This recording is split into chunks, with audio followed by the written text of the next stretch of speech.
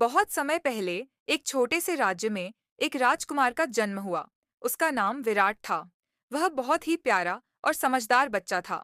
उसकी आंखों में अनोखी चमक थी और हर कोई उसकी बुद्धिमानी और साहस का कायल था। उसका राज्य समृद्ध था और लोग उसे बहुत प्यार करते थे। लेकिन विराट का दिल हमेशा कुछ अलग करने की चाहत रखता था। वह राजमहल में बंद रहकर केवल आराम करने से संतुष्ट नहीं था। राजमहल के विशाल बगीचे में एक दिन विराट अपने पिता राजा अर्जुन से कुछ सवाल पूछ रहा था। पिताजी, क्या मुझे केवल राज्य का शासन करने के लिए तैयार किया जाएगा? क्या मुझे कभी कुछ बड़ा और साहसी करने का अवसर मिलेगा?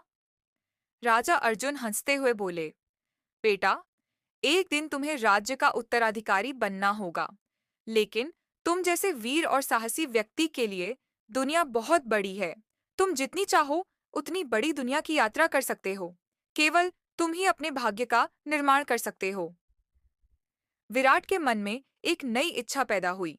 उसे लगा कि यह अवसर कभी न कभी आएगा और वह उसे अनदेखा नहीं कर सकता। कुछ समय बाद उसने अपनी यात्रा शुरू करने का निर्णय लिया। राजमहल से बाहर निकलते समय विराट ने अपनी आंखों में एक सपना देखा था। वह न केवल एक महान राजा बनेगा, बल्कि एक महान नायक भी बनेगा, जो लोगों की मदद करेगा और राज्य को सशक्त बनाएगा। राजकुमार का साहसिक सफर विराट का सफर शुरू हुआ। सबसे पहले वह एक छोटे से गांव में पहुंचा, जहां के लोग बहुत ही गरीब थे। उन्होंने सुना था कि उस गांव में एक भयंकर राक्षस ने कब्जा जमा लिया था, जो गांव वालों को तंग करता था। राजकुमार ने तय किया कि वह उस राक्षस का सामना करेगा। वह राक्षस एक गहरे जंगल में रहता था और गांव वालों का डर उसे ज्यादा ताकतवर बना चुका था।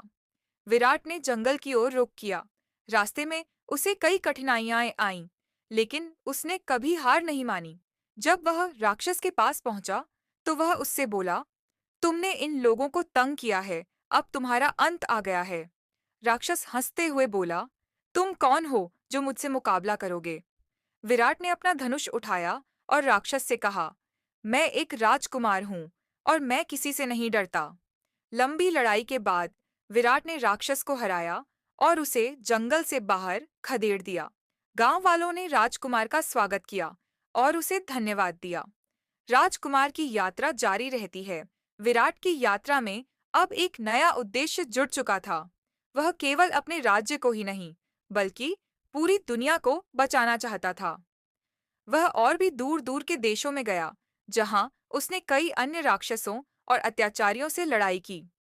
एक दिन वह एक बर्फीली पहाड़ी में पहुंचा, जहां लोग बर्फ की चादर में फंसे हुए थे। वहां एक पुराने संत ने उसे बताया कि पहाड़ी के दूसरी ओर एक जादुई फूल उगता है, जो किसी को भी ठंड से बचा सकता है। राजकुमार ने यह जानने के बाद उस फूल को खोजने का निश्चय किया। वह बर्फीली हवाओं के बीच संघर्ष करते हुए फूल को खोजने निकला। वह कठिन रास्ते से गुजरते हुए अंततः उस जादुई फूल को खोजने में सफल हुआ। वह फूल लेकर संत के पास वापस आया। संत ने फूल की शक्ति से लोगों को ठंड से बचाया और कहा, तुमने यह फूल प्राप्त कर बहुत बड़ा कार्य किया है। अब तुम्हारा नाम सदा याद किया जाएगा। राजकुमार का लौटना विराट की यात्रा बहुत लंबी और कठिन थी, लेकिन उसने हमेशा अपने साहस और समझदारी का प्रदर्शन किया। जब वह अपने राज्य लौटकर आया, तो उसे राजमहल में एक बड़ी सभा का आयोजन किया गया। राजा अर्जुन और रानी सुमिता ने अपने बेटे का स्वागत किया। राजकुमार विराट ने सबको अपनी यात्राओं के बारे में बताया और बताया कि कैसे उसने राक्षसों से लड़ाई की, लोगों की मदद की और अनेक कठिनाइयों का सामना किया। राजा अर्जुन ने गर्व से कहा, बेटा, तुमने न केवल अपना नाम रोशन किया, बल्कि हमारे राज्य का भी गौरव बढ़ाया है। तुम्हारी साहसिकता और बुद्धिमानी से हमें सच्चा राजकुमार मिला है।